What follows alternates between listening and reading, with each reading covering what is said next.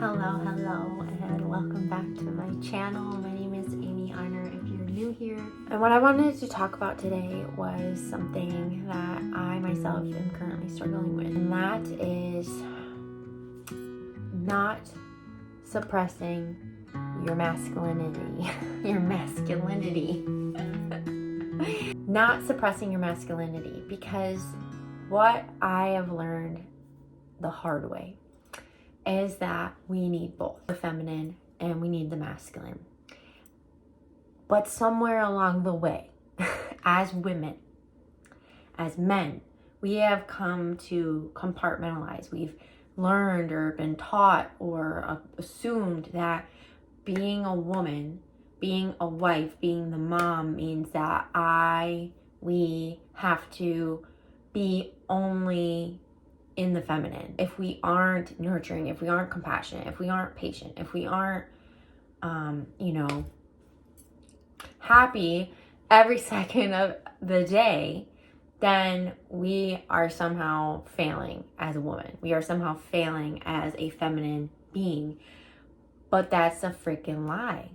That's where I feel like so many of us, myself included, have gone down deep spirals of anxiety and depression, of shame, of unworthiness, because when we enter into motherhood, we suddenly have this overwhelming amount of pressure on ourselves to be everything to everyone and do it without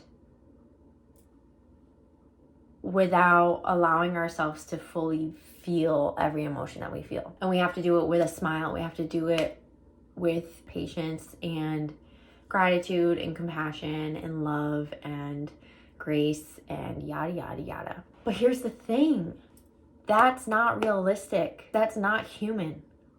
I am not a robot, and neither are you. And the more that we suppress our emotions, the more that we suppress ourselves living in both the feminine and the masculine, allowing the polarity, the more we create disease within ourselves, in our souls, in our minds, in our bodies. That's where we crash. This is where mountains are created out of molehills, because we are not able to mother ourselves in the moment. We're not able to allow ourselves the release in real time. We bury, we suppress, we try to forget, we try to numb, we try to excuse or push it out. But the thing is that the more you push out, the more it's going to fight back. Our feminine wants to be seen just as badly as the masculine. And the more that we can embrace our masculinity, the feelings of anger, frustration, resentment, the things that trigger us throughout our day, the more we can mother ourselves in real time, allow ourselves to create space for healthy expression of that masculine energy, the more we can embody our feminine. So to bring some context to this, literally why I wanted to bring this up today is because my boys have been sick.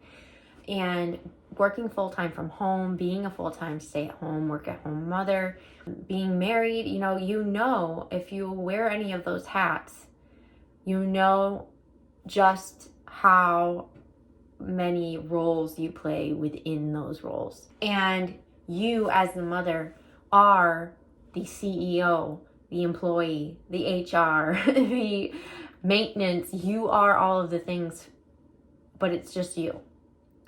And this is where, again, I feel I am so passionate about sovereignty, and where stepping into my own sovereignty has been my ultimate saving grace, not just for my own health and my own peace of mind and my own spiritual and emotional and mental and physical growth, but for my business, for my marriage, for everything. To step out of feeling like a victim to my circumstances and to look for the positive, look for the growth, look for the lesson, look for the solution. The thing about that is that it's still hard. It's still hard every day. It's a work in progress. Every day it's a choice to step in and lead myself, to step up and mother myself, and to not let my triggers mean something about me. All week long, my kids have been sick and clinging and crying and coughing and, the fear and the worry about your children when they're not feeling well. You know what that feels like if you are a mom. But beyond that, it's just like you're still trying to juggle all of the many other roles and variables that you have already.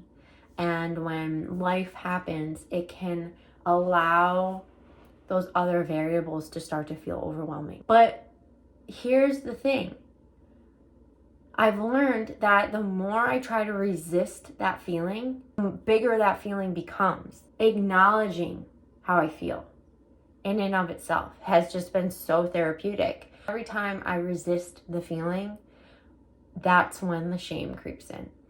Because I react bigger, I react meaner, I react louder, I react more than I know that I would if I had just given myself what I needed at the time that I needed it.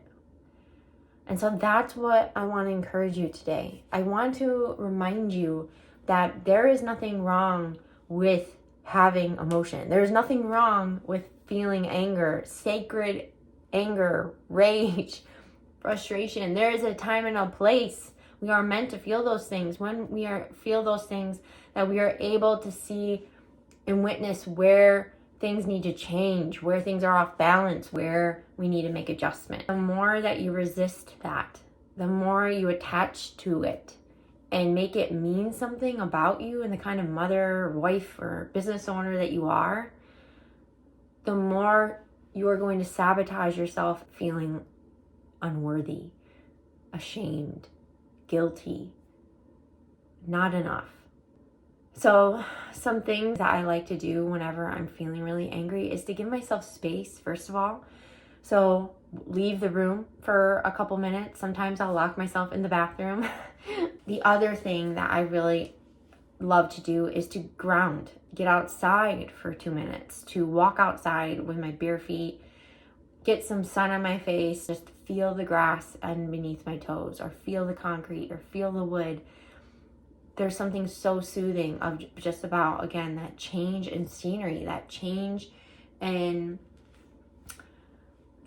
state. The other thing that I'll do if I'm really feeling overwhelmed is I love to do screaming exercises, and not just like full-blown screaming in my house. Although, if you're alone, go for it. But I love to scream into a pillow. There's something about clearing that throat chakra and expressing that release of sound that is so powerful for me. Or singing at the top of my lungs. It's one of those ways that I can like release that anger. Again, get the sensation of yelling without being like screaming. The last thing I recommend is a end of day, beginning of day practice. If you are, again, there's like a lingering anger or something that you're grieving over, something that is working through you. Maybe it's been some sort of rejection. Maybe it's been a loss that you are still grieving. Maybe a launch that didn't go well. Maybe an argument with your spouse. I love to listen to a meditation or do hypnosis.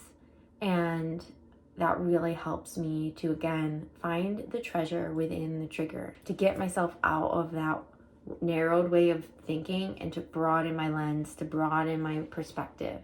So I hope that you found this video helpful. More than anything, I just want to send you the encouragement that there is nothing wrong with you. There is nothing wrong as a woman, as a man, expressing both, having your feminine and being in your masculine. We need both. So, my love, I hope that you found this video helpful. And if you did, I would love it if you'd go ahead and give it a thumbs up, subscribe, and I will see you in the next video.